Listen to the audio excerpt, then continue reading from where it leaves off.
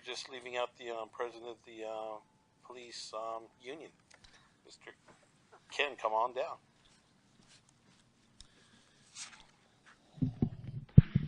Thanks. You actually have some time donated. You have one. We do.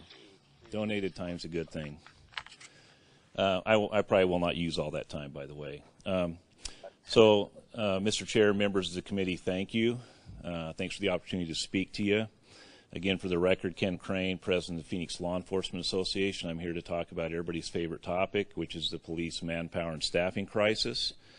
PLEA has had the opportunity to meet with every single council member, to include the mayor and the city manager, to talk about this issue over the last 2 months.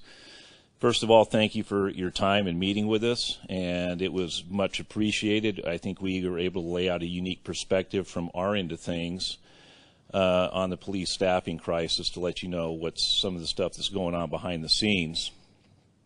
We remain steadfast on 2 points: that we need to do aggressive recruiting out of state, especially from our military bases, to get the staffing that we need for the police department.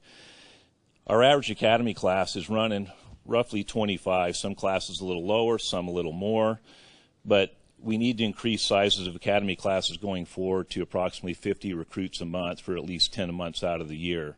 That's a big leap. It's a stretch. I think we can do it. There's unique workarounds that we can do to achieve it, to get these numbers through the pipeline. I've talked to people in recruiting and at the academy, but it can be done.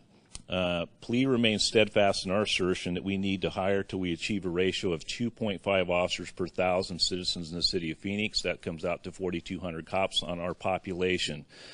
I won't go into all the details. We've met with each one of you individually to explain how we arrive at those numbers. The bottom line is that number for a city the size of Phoenix, with our geographic footprint and our population, is not an unreasonable number. There are a lot of cities that staff way higher than that, some up to 4 or over 4 per 1,000. I want to talk real quick about the crime rate. Here's some questions we need to ask ourselves and seek answers to. Is the crime rate going up, and what are the violent crime rates? What's the trend on homicides in our city? Coincidentally, there's an Arizona Republic investigative article, March 6th, that just came out, that said the homicides in Phoenix went from 113 in 2015 to 149 in 2016, an increase of 32% over a year. So there's the answer to that question for you. How much manpower and overtime is consumed by something like a serial shooter investigation? And what happens if you get 2 serial crimes going at the same time in the city? It's happened before. It could happen again. Would concerted terrorist attacks at multiple locations in the city saturate and overwhelm our public safety infrastructure? Let me answer that one for you. Yes. Based on our current staffing, we would be screwed. I want to talk about some trend lines. For available first responders, people that answer when citizens call 911, is heading down. In 2009, we had 1,342 first responders. September 2015, that was down to 859 out on the street. Same time frame, the average squad sizes, the number to give given to patrol a specific area, dropped to 6.5 officers per squad, half the typical size from January of 2009. And I will tell you, I get calls from officers. There are some squads that still go out understaffed, 5 members on a squad. Sometimes, if things are really bad, maybe 4. But 6.5 is the average. So what's happening to response times? That's the single most important measure for a citizen to see how their city is doing, is a response time to a true emergency.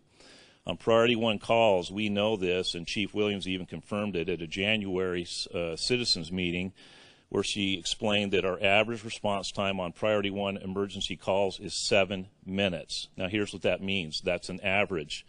So what that means is there's a lot of calls where it's taken 10 or 12 minutes to get to a citizen during an armed robbery, a home invasion, a break-in, a sexual assault in progress. I've even had officers tell me it's taken them 20 minutes to get to a Priority 1 hot call. Now, we can dismiss those as outliers, and that's okay until it's you or your family member, and then outlier doesn't mean a thing. So, Let me talk real quick about the rebid. The transfers are complete, but it's a Band-Aid fix, and we all know it. Our management knows it too. They're trying to do what they can with what they have. But even with the rebid transfers, we didn't make it to the, quote, crisis staffing levels of 1,096. Officers are still calling us about running short on manpower. Had one officer complain, told me that she's got to drive 20 minutes from one side of the squad area to the other to answer a call, then turn around and answer another call back down here and drive another 20 minutes.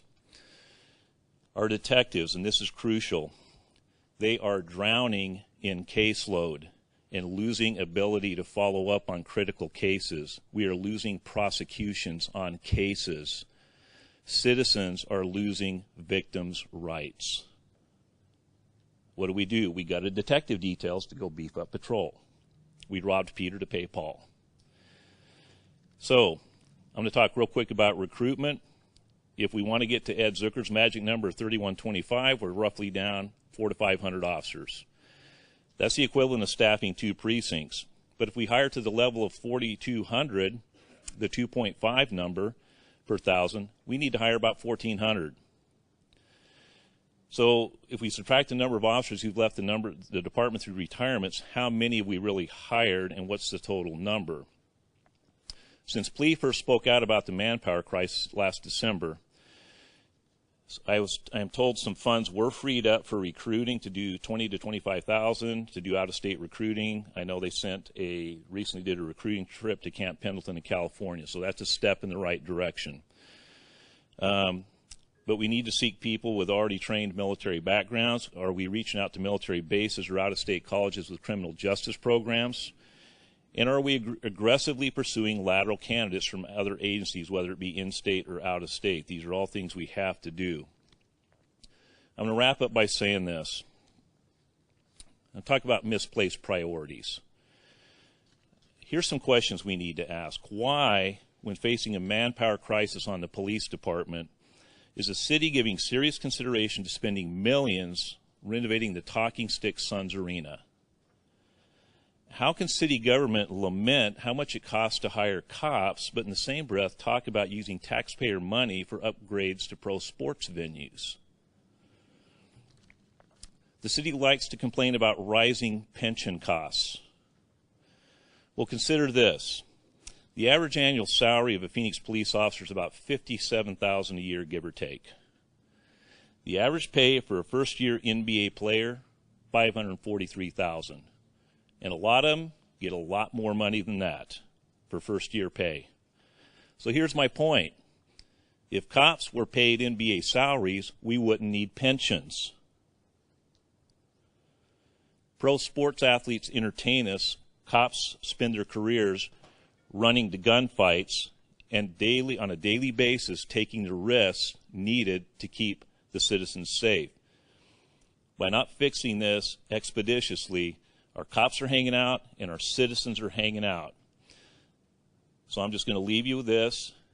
This problem's not going away, and neither are we.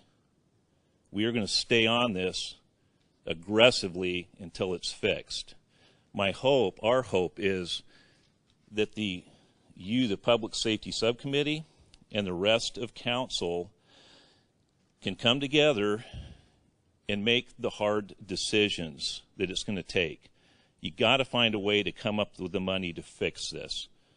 Okay? And we've spoken to all of you individually on this. We've had some very candid conversations. And again, we do appreciate the time. You know, we want to work together, but we got to get it fixed. So we're going to stay on this, and that's all we've got, unless there's any questions of me. You know, there's actually 23 seconds left. You want to use them?